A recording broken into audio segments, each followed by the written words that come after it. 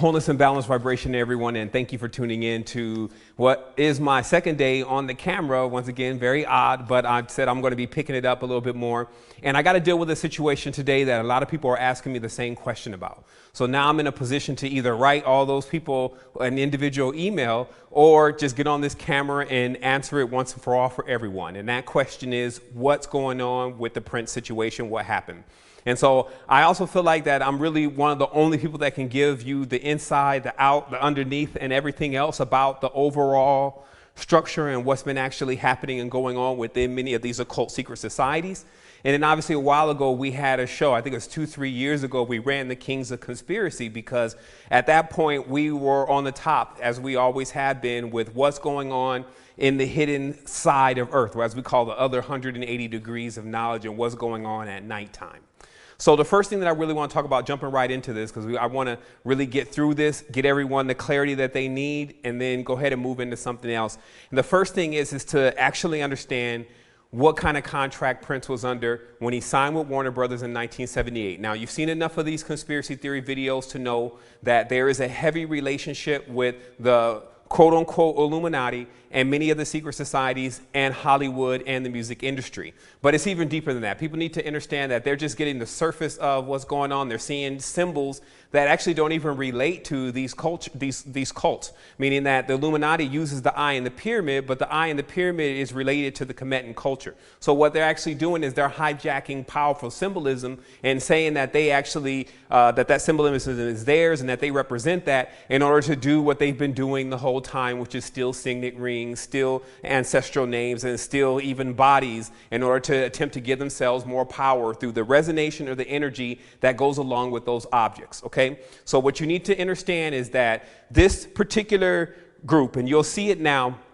because in The Simpsons, and we're going to take a quick look at that clip, they actually predicted the death of Prince. And so after you see that clip running, then we're going to come back and we're going to talk about what is really presented here. Unfortunately, there are certain stars who won't do what we want. What's their problem? They're still alive. And then we thought, who's good at killing celebrities? Me! That's right. Homer, would you be willing to acquire some more, accounts for us?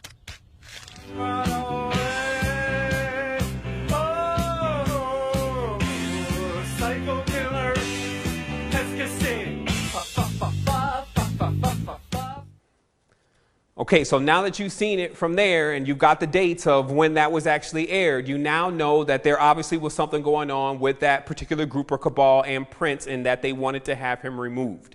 So when we really dig deep into it, we find also that The Simpsons seems to be like the futuristic prediction channel for whatever Freemasonry and these secret societies are going to do next. And there's a reason for that. It's actually encoded within the word Simpsons.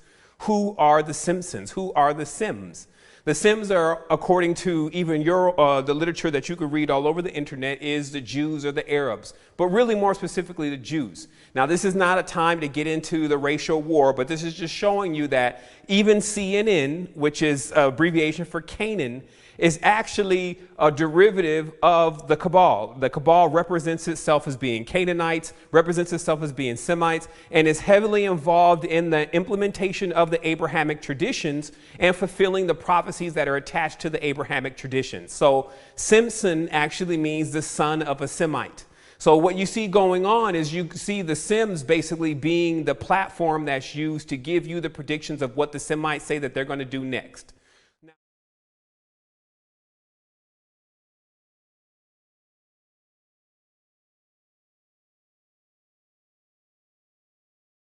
Now, there's another deep connection between the Semites, the Jews, and the Arabs, etc., in ancient lore and history, especially when it comes to deeper things like spirituality. And what that connection is that obviously they are fighting back and forth over control and dominion of the people. And you have two chief gods, in this sense it's Allah and Jehovah, that are going back and forth in these battles, but they're really more of groups of people that are looking to control the populace with these religious and dogmatic cultures. Okay? So what you get, and let me just take a brief moment here so you can understand this, is you get this Abrahamic tradition, which is really rife with many things. It's rife with serpent worship. It's rife with sorcery. It's rife with murder, killing, dualism, racism. So you see that all throughout the Bible. And those who haven't seen it yet, it's just because you've been blinded by this blinded God who causes consistent conflict. So this conflict going on between the Jews and the Arabs is actually manifesting because what we're calling Arab today is really more of the Oriental or the ancient Orients, which you would see as the Moroccans, which you would see as the Kemetans, you would see as the Negus. So what you have going on is actually where you get guys that are Kabbalistic priests like Jimmy Levine, Lyre Cohen, that have actually started up a coven. That's the good word for it. They've started a coven and they're using the African Americans or those of African or melanated descent to actually begin to continuously lead all the people, not just black people, but all the people astray with their talents. So that's what the music industry is. So when they get people to sign these contracts, or they get these guys to sign these contracts are bound by spells. That's what the language is about. It's about spells. That's why they call it spelling. So these contracts are bound by spells. They're made with a specific paper, generally linen and cotton. It's parchment. And then when a person signs this contract, they get the two-dimensional imprint of that person onto this contract that basically says they're now initiated and now affiliated by their own admittance with this cabal. So whether they know everything that's going on with it or not, which most of them don't. I mean, how many people have high levels of spiritual knowledge? You don't actually start seeing what these people are really involved in until you do something like go into eBay and say occult books and then sort them by the most expensive book. And then go to the top, click on that, get the pictures and start looking at the darkness in which they practice. Because it's about bringing up infernal entities. It's about cutting people off from their ancestors. It's about doing basically the disarray that's going on in the world today so that they can be rulers of the world. They want someone to serve them. That's what a sorcerer is. They're not in service to other people like what a shaman or a medicine man is. So understand the difference.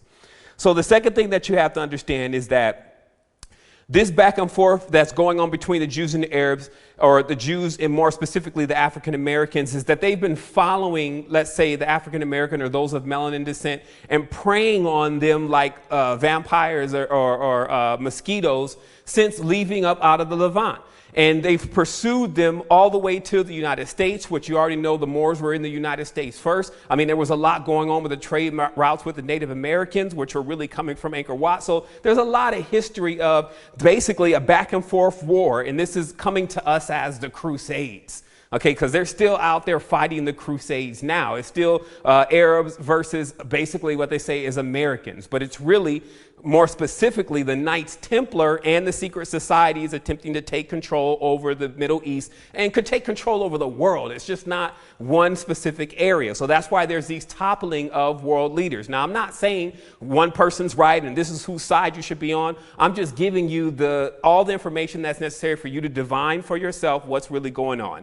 So Prince was under one of those contracts. And just like any of these other guys that you see sign these contracts, Fetty Wap and all the rest of Dr. Dre's, and well, he's going to definitely know more about what he's into, have signed this contract. And what this contract links them into is Baphomet. Now, many people don't actually know what Baphomet is, but what it is the corruption of even the word Muhammad. Baphomet means, in their terminology, the force in which unites all men, the wisdom or the force in which unites all men under one coven or one group. And I can't even get into the details. It takes us for a whole nother recording if we're planning on keeping this even down to 30 minutes of exactly how much is going on in history with this particular coven of men who are praying and worshiping a dark lord along with the witches, the warlocks, etc. Now, it may sound a little Harry Potterish to you, but it's something that they really do and something that they really get into. And it's been going on for thousands of years, possibly even longer than that. So what this is really about is this is about getting people into the affiliation with the entity that they're worshiping. And that's what those contracts do.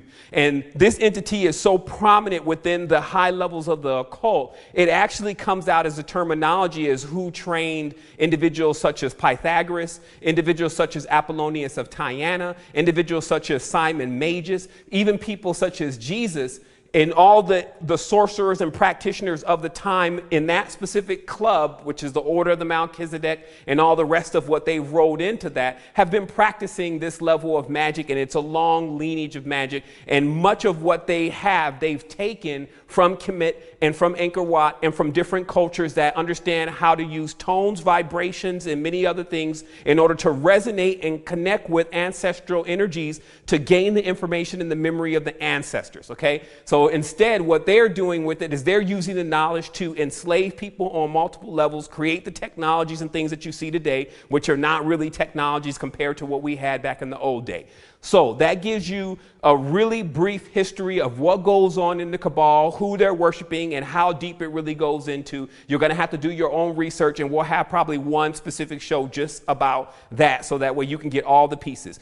One of the also major pieces that you need to know, and I just won't leave you hanging like that, is that the Knights Templar are actually the banksters, meaning that after the last crusade, when the Catholics lost the crusade, they had hired these Knights Templar to guard the passage from the Holy Land for the pilgrims who wanted to basically go and infest the area that belonged to the Arab tribes. And they wanted to continuously weed themselves in and graft themselves onto this tree with this fake ass religion that they've had since day one, and them trying to get people to bow down and worship them. Even the terms Lord and those kind of terms are still used in Great Britain and things today to describe normal men. So if someone says my Lord, they're not necessarily talking about someone that's in heaven or someone that's on high or someone that's actually ascended or resurrected themselves. They're talking about someone who's over there in a castle that demands that you worship them because they're sorcerers. So that's more of what you're dealing with. So when you get deeper into it, what you find is, once again, that they've designed this banking system because during the times of the pilgrimage, if you walked into the areas of the Holy Land, they said they have bodies, hundreds of bodies stacked up of Orthodox Christians and Catholics that were trying to get into the Holy Land and make the pilgrimage to see where Jesus had been born and all the different stuff that they had been fed. And the marauders, the assassins, and all the rest of the people that were on those trade routes, generally of Arab descent, and even the Templars were robbing these people for all their jewels. So problem, reaction, solution, the Templars end up creating what we know today as the modern bank, which is a system to where in the areas in which are protected by their fortresses, you can bring your goods, which generally start to the major countries that everyone was coming from. You can bring your money, and then you can store your money there, and then they'll give you a card or a chip or what we call a check. That's where we get our word from. And that check could then be taken when you get deeper into closer to the Holy Land, to these fortresses in order to get money for you to continuously make your pilgrimage,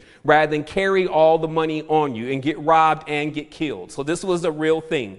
In addition to that, because the Knights Templar were not directly related to the Catholics, but actually more related to something much more darker than what even the Catholics were involved in, they were actually like hired guns for the Catholics. So what ended up happening was that the Catholic Church granted them the ability to actually begin to charge interest. And this is the major thing, because nobody was actually able to charge interest. It was known as a sin. Even in Islam today, you cannot charge interest because it is a predatory way of putting another person in debt. So the Knights Templar were the first ones to really have interest. They were the first ones to really start banks and have this banking system. And on top of that, they began to lend money. They became they became the strongest financial support for Christianity as we know it today. And they also began to lend money to many of the kings and royal people of that time, and so many people were in debt to the Knights Templar.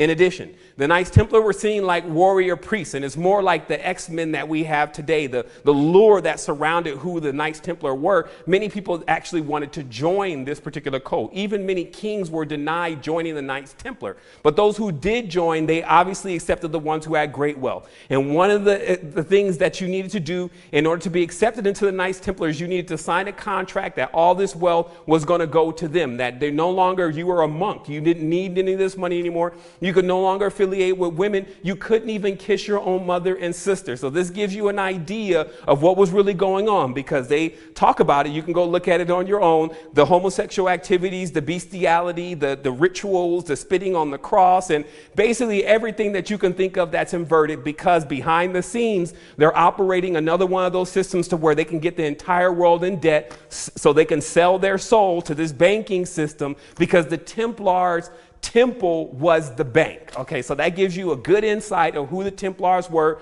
who the Cabal is, who the Jewish side, the Semites really are, and why also they utilize those that are melanin dominant, because they understand that the melanin is something that attracts others. And so you see it today in the music industry, in the sports industry, soccer, baseball, any kind of sport. And again, it's not just melanated people, but they do prey on the melanated. The melanated are still in streets, grottos, brainwashed. I mean, think about what's really happening here. It's written right on the wall. But see, this involves all of humanity. And that's why it's important, I felt today, for me to get on here and tell everyone what exactly happened to Prince and what exactly is really going on. So that way people can get more clarity about the situation, because they're going to start seeing things in the future. But knowing is half the battle. So if you want to prepare yourself, your mind, your body, and your soul to do what you need to do in order to be able to be fortified and strengthened truly, not by some dogmatic tradition, not by some Germanic god named Good in the sky, but the power that you possess within yourself, black, white, Asian, whatever your color may be, collapsing the prism and getting back into the totality of yourself is what we're all about. And we're engaged. This is not, oh, namaste, only love and light. This is darkness, evil, and wickedness going about the land. So as the divine masculine, if we're just going to sit here and act like nothing's going on, especially if we know something, then we're fools. But also, if we're going to attack them with even if you can pull the greatest weapon of war, it belongs to them.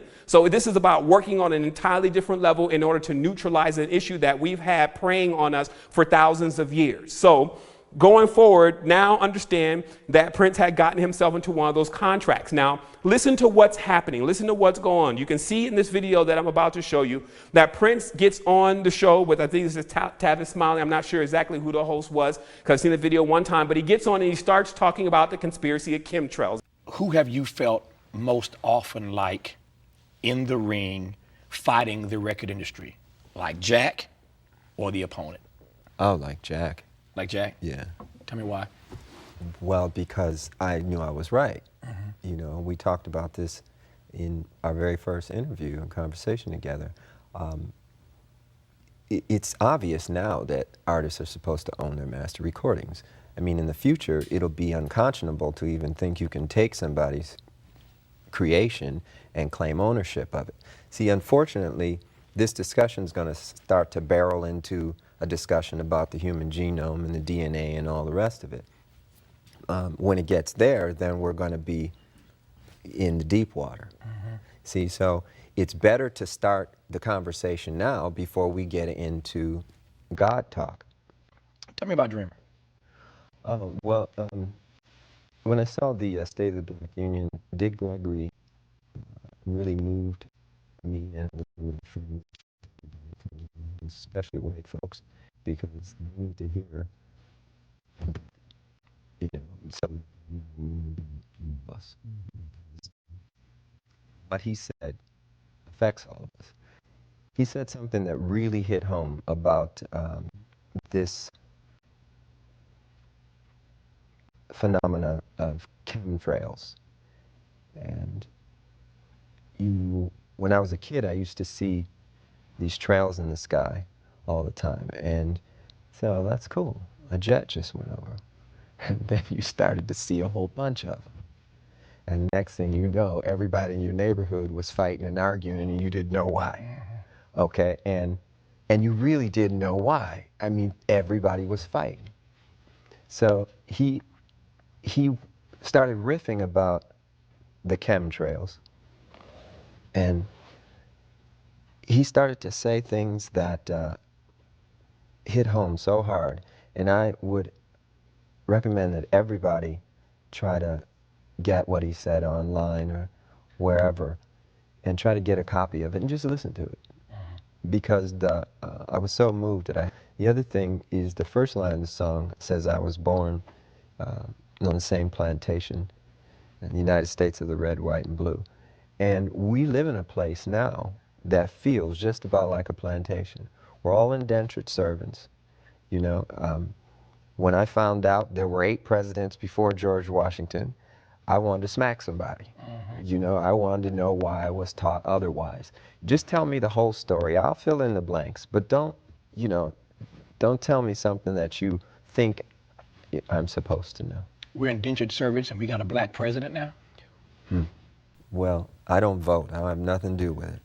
I got no dog in that race. Obviously, this is light work for someone who gets into conspiracies, but for an actor and a star at this particular time to be actually looking at chemtrails and then also hinting and saying that he's been listening to Dick Gregory, then other people should listen to Dick Gregory. What's actually happening? What's going on behind the scenes? Prince is not just listening to Dick Gregory, but even if he is, if you can see enough in Dick Gregory's work where he just completely lays out the Queen of England and lays out everything on what's going on. But then there's others. He's probably listening to Jordan Maxwell. He's probably listening to other theorists conspiracy theorists on YouTube, and he's getting the lowdown about what's going on early in the game. So it's already telling you that Prince has this side of him that wants to keep digging into spirituality and know what's going on, hence his symbols, his sign, his style, etc. So what happens? I'm sure in no time, Prince actually figures out that they have him casted as the son of the dark overlord himself. That's what the prince is. And you know this is so specific because if you go into Google and you type in Prince, one second, let me check my video. Okay, I see my clock there, excuse me. I just want to make sure I'm not cutting off here. So if you go into the Google and you type in Prince, what you get is Prince. This was before Prince died. You would get Prince, the singer and the songwriter. You wouldn't get somebody of nobility in Britain. Okay, so this lets you know they were utilizing Prince as holding up their dark scheme and manipulation upon earth. Now, Prince even professing himself to be a Jehovah's Witness is somewhat of a joke because no Jehovah's Witness get up on the stage and grind up on the girls and do all of that. So this is something that I find that many people play with a lot. Like I even saw the other day on one of the conclusions of these MMA fightings, the guy gets in there, he crosses himself and he's got the cross on. Now he's going to go beat the crap out of this guy. So what part of this doctrine actually says that you can go and do something like that? Same thing with the stars and actors when they get up on the stage. Well, I want to thank my Lord and Savior Jesus Christ for giving me this Grammy Award for She Twerks. How does that work? Well, it works because this Lord and Savior that they're referring to, which is, again, people are under brainwashed, so they don't even wake up to it.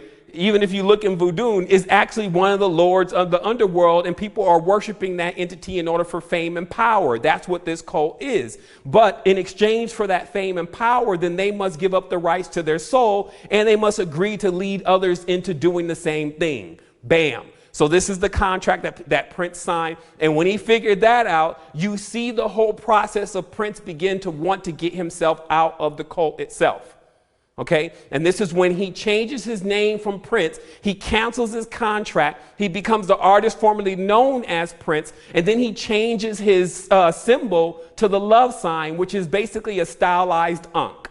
So at this point, Prince has figured out that he's really from the Kemetan culture and that what he's representing is from a diametrically opposed system. The system of Baphomet is diametrically opposed to the system of Ma'at and true alchemy.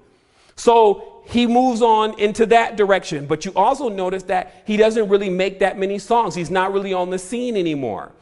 Ironically, the same thing happens with Michael Jackson. Michael Jackson backs off of it, goes back to Neverland as Prince goes back to Paisley Park. Both of them came up around the same time under the same agenda with the same contracts. But what's happening is their greatest fear.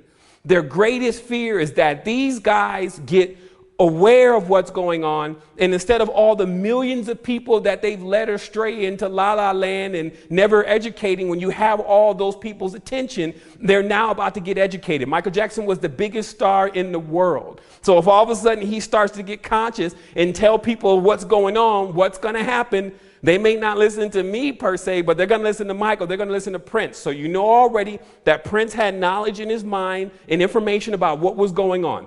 Next thing, because I used to think like maybe 2 or 3 years ago, I was like, man, whatever happened to Prince? And I will Google real quick and I would see, nothing really on Prince. Then all of a sudden, Prince starts coming back on the scene. The song comes out. We couldn't tell if it was really him. They say it was him, but it was one of his songs. He wrote it. So he starts to attempt to emerge back on the scene. Same thing with Michael Jackson. He schedules the world tour, and now he's about to emerge back on the scene and start delivering this music that's probably going to be diametrically opposed to the music that he was delivering before, music that's supposed to reveal everything. Because this is what happens when any man gets a little bit older and a lot more wiser and more depth You start realizing your personal responsibilities on the dimension, and then you realize that death is but the doorway to life, especially if you study any real ancient tradition. So the last thing you want to do is go up out of here without revealing to everyone exactly what's going on. However, the cabal had another plan, and that's obviously what we've witnessed, is that they took him out. You can know that he understood a lot about what was going to happen, because you're talking about multimillionaires. So when a person starts getting conscious, they have all of that money at their disposal to get more and more information. Alchemy, time travel even may be possible. So it's obvious that Prince started having the premonitions. Maybe he took the ayahuasca, maybe he took the DMT about his removal from the reality. Maybe even back in the times where he wrote the song, which talked about, I'm not going to let the elevator break us down. Okay, let's go crazy. And then, so he's saying, hey, basically, let's rage against the machine. Let's break the system. And let's not let these elevators, which is an occult term for the angelic beings that take one from this plane to the third heaven. They're called the elevators, or the L. So let's not let this elevator break us down, meaning let's not let these sorcerers and priests that I've even began to sign under not take us down. Let's go crazy. Okay, so this is once again his lashing out, and that's why at the end he ended up dying in the elevator. 2, you see the Simpsons report that they obviously had some issues with what he was saying and what he was doing, and they removed him out of the game. So the conclusion of this is, because there's something very important that we all need to know, is what's going to happen when those that are not oathed up, packed up, ritualed up, closed in their being, chakras all shut down and inverted.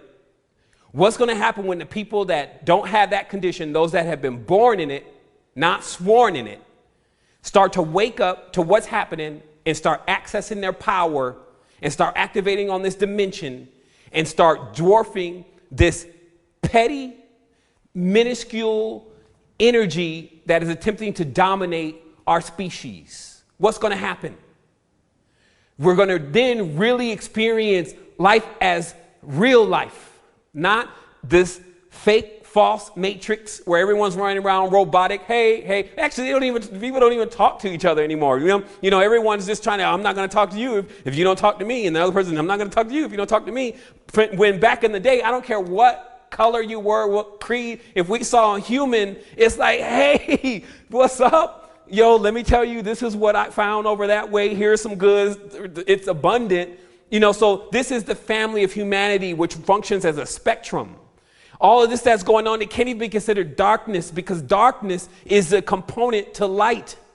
What we're talking about is evil. Evil is the distortion in the linguistics. It's a distortion in the linguistic that produces a retarded mindset.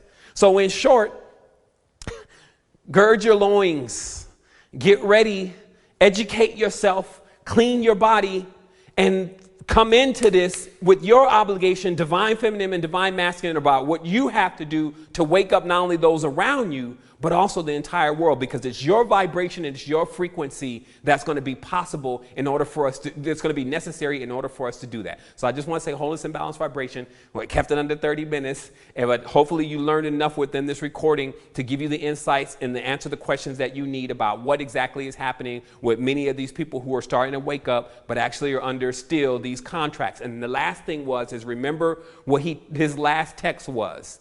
Sometimes you think you're safe.